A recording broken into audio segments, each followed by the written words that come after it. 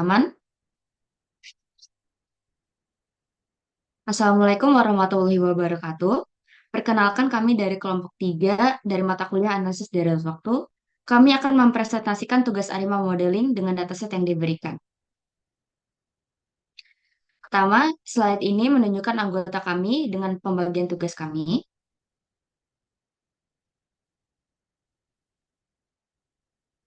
Izinkan saya perkenalan diri dulu. Saya Lutfia Fairuz Mulyana dengan NRP 118.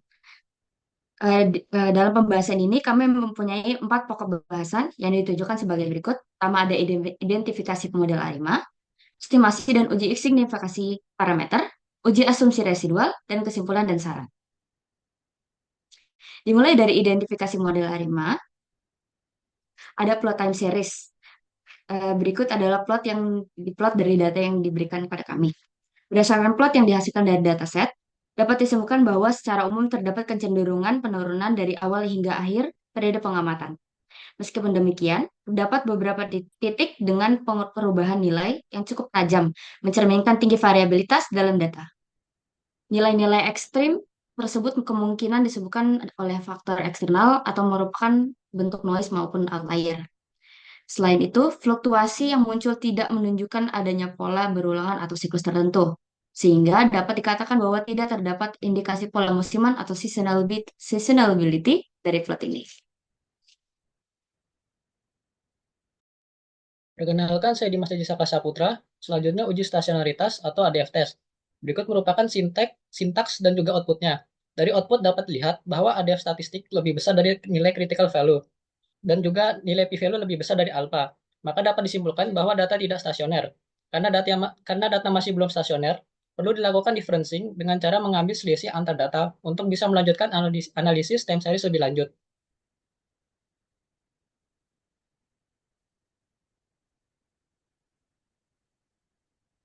Kemudian ini untuk sintaks dan outputnya setelah di differencing. Setelah dilakukan differencing dengan satu leg didapatkan hasil bahwa nilai ADF statistik lebih kecil dari critical value atau p-value lebih kecil dari alpha, artinya data sudah stasioner.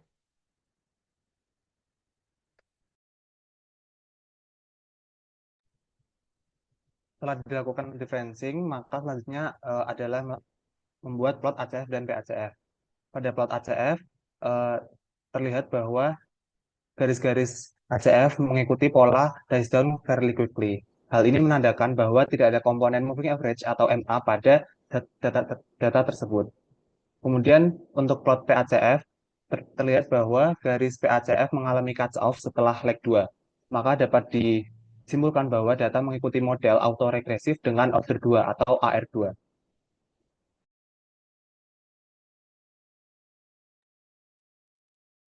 Kemudian untuk penentuan modal awal, setelah dilakukan plot ACF dan PCF yang telah diketahui, kita bisa melihat teoritis dari model harimanya sendiri, yaitu di mana ACF dice down dan PACF cut off after leg kesekian, maka model yang terbaik ialah AR.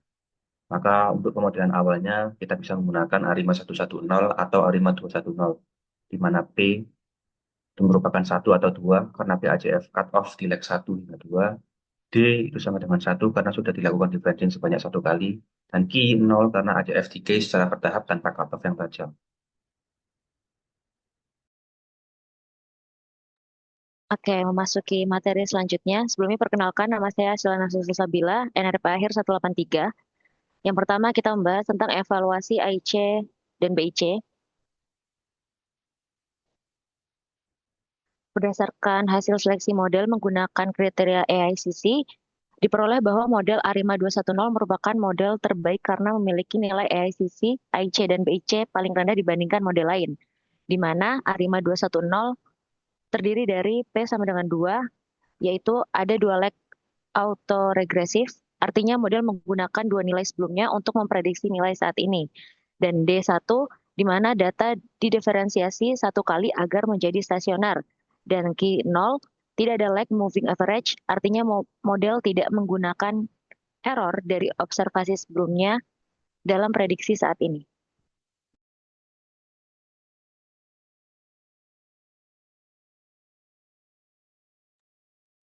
Baik, perkenalkan saya Romat Budi Sampurna dengan NRP 091 akan menjelaskan estimasi model ARIMA.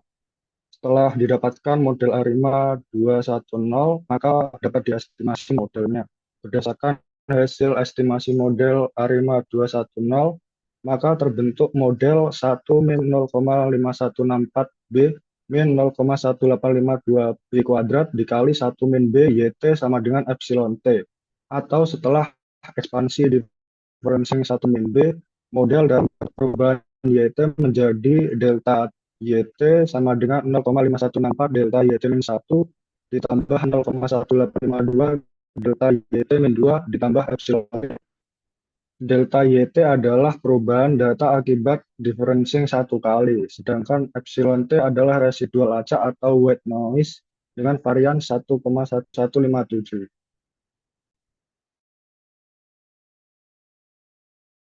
Perkenalkan, saya Dea Karisma, NRP 50323109.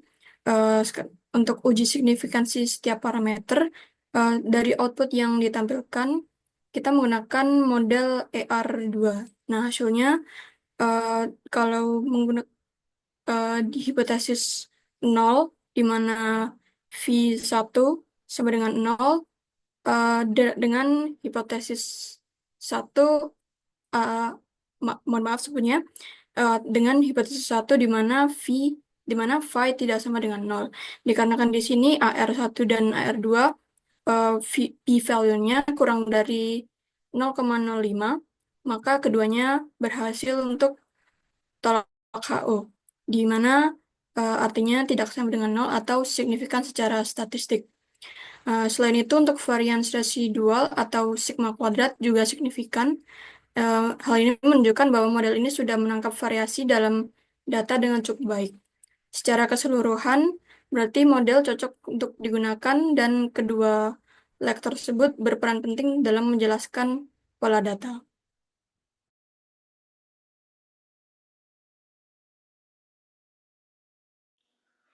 Baik, sebelumnya perkenalkan saya Hamam Maulana. Karena tadi udah mendapat estimasi model arimanya, sekarang dilakukan perbandingan antara hasil prediksi dan data aktual. Di sini saya menggunakan Python untuk visualisasi datanya. Pada plot di samping bisa dilihat bahwa hasil fits model ARIMA menunjukkan kecocokan yang sangat baik dengan data aktual. Hampir seluruh nilai prediksi model berada sangat dekat dengan nilai observasi sebenarnya, dengan residual yang sangat kecil di sepanjang rentang indeks waktu pengamatan. Hal ini mengindikasikan bahwa model ARIMA yang dipilih berhasil menangkap pola tren serta fluktuasi data secara akurat, sehingga bisa dikatakan model memiliki performa yang memuaskan.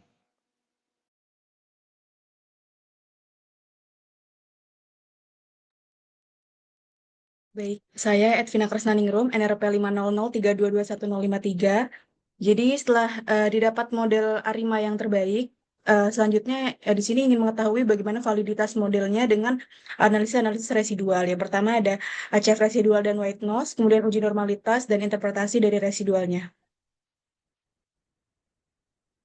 Untuk yang pertama di sini menganalisis ACF residualnya, di mana untuk memastikan bahwa model ARIMA 210 tadi sudah cocok dan tidak ada pola yang tertinggal dalam residualnya. Nah, dari hasil yang didapatkan melalui software Minitab di layar, jadi sebagian besar spike atau garis vertikal ini dari residualnya berada di dalam batas 5% yang ditandai garis horizontal merah, yang menunjukkan bahwa ini tidak ada autokorelasi signifikan yang tersisa di residual. Kemudian beberapa spike di leg kecil sekitar leg 1-2 ini terlihat lebih besar, tapi masih tidak keluar batas signifikan, yang artinya masih bisa diterima kemungkinan ada pola yang tertinggal.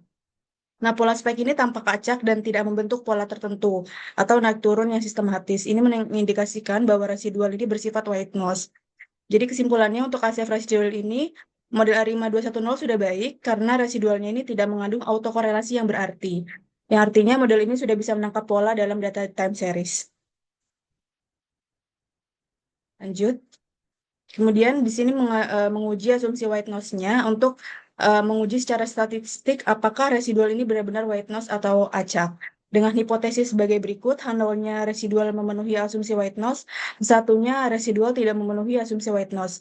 Dengan taraf signifikansinya 0,5, dengan statistik uji menggunakan chi-square Liyung Box. Di sini daerah kritisnya adalah tolak nol jika uji Liyung Boxnya ini p-value-nya kurang dari sama dengan 0,05. Dan didapatkan p-value yang 0, maka eh, tolak nol. Jadi kesimpulannya bahwa masih ada autokorelasi yang signifikan pada residual sampai leg tertentu.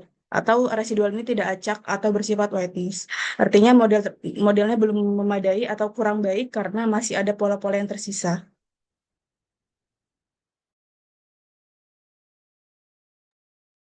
Selanjutnya, saya Natania Rani akan menjelaskan tentang uji normalitas residual. Uji normalitas residual ini kami memakai uji Sartio-Wilk dengan bantuan software R dengan hipotesis nulnya residual berdistribusi normal dan H1-nya residual tidak berdistribusi normal. Alfa yang dapat adalah 0,05, alfa yang digunakan adalah 0,05, maaf. Kemudian didapatkan hasil uji Saviro tesnya adalah 0,99 dan p-value-nya 0,77. Di sini kami melihat p-value-nya lebih besar daripada alfa, maka gagal tolak H0. Artinya residual berdistribusi normal. Selain dengan Saviro-Wilk, kami menggunakan uji Kiki-plot juga. Di sini residual berdistribusi normal karena data mengikuti garis merah yang merupakan referensi untuk perbandingan distribusi normal.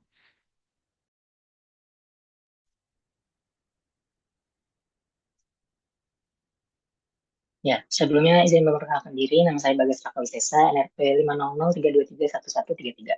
Selanjutnya di sini ada residual plot, ada beberapa plot. Yang pertama ada normal probability plot atau Q2Q plot yang sebelumnya telah dijelaskan juga. Jadi dari Q2Q plot ini bisa dilihat bahwa titik-titiknya ini mengikuti garis merah sebagai referensi bahwa dia berdistribusi normal, sehingga dapat dikatakan bahwa residual ini berdistribusi normal. Kemudian plot yang kedua ada plot residual versus fitted values-nya. Jadi titik-titik residual dikatakan random karena tidak menunjukkan pola di sekitar garis nol residual. Sehingga bisa dikatakan bahwa model yang kami gunakan sudah cukup baik. Selanjutnya yang ketiga ada histogram dari residual. Bisa kita lihat bahwa dia membentuk lonceng. Ini juga memvalidasi dari Q2Q plot yang tadi bahwa residual ini memang mendekati distribusi normal. Kemudian yang keempat ada residual versus order. Residual ini kalau kita lihat dia menyebar secara acak di setiap ordernya. Tidak ada pola tren naik turun ataupun pola yang seasonal. Ini juga menunjukkan bahwa model ARIMA yang kami gunakan sudah cukup menangkap pola waktu dengan baik. Selanjutnya. Ya, jadi dari uji hingga plot residual yang telah ditampilkan sebelumnya, bisa dirangkum bahwa model ARIMA 210 yang telah kita gunakan ini dapat dikatakan sudah cukup baik. Meskipun beberapa step di leg kecil sekitar leg sampai leg 1 dan 2 terlihat lebih besar. Hal itu terjadi dikarenakan kemungkinan ada struktur autoregresif dan moving average yang lebih kompleks. Mungkin harus dinaikkan P atau Q-nya lebih besar lagi. Kemudian ada kemungkinan juga bahwa terdapat pola seasonal yang tersembunyi sehingga bisa dicoba untuk menggunakan model SARIM atau seasonal ARIM. Kemudian asumsi whiteness tidak terpenuhi sedangkan asumsi residual berdistribusi normal terpenuhi. Baik, saya Setia Ilmi dengan NRP 5003231035. Selanjutnya, yang terakhir yaitu kesimpulan dan saran.